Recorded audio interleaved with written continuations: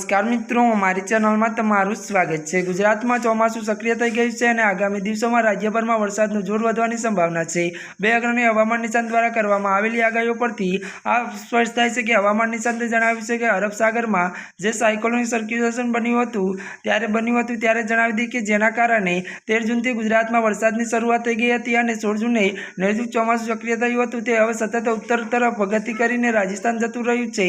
आ system गोवाथी शरू थई हती अने दक्षिण गुजरात खंभात अखात त्यारे सौराष्ट्र और उत्तर गुजरातना भागों में पसार थई छे। ज्यां पसार थई छे त्यां खूब ज सारो वरसाद नोंधायो छे। वधुमां मित्रों आपने जणावी दीए कि आ मोटी सिस्टम राजस्थान में केंद्रीय होवा छतां तेमना आउट क्लाउड्स हजू पण उत्तर गुजरात में अमुक भागों में असर करी रह्या छे।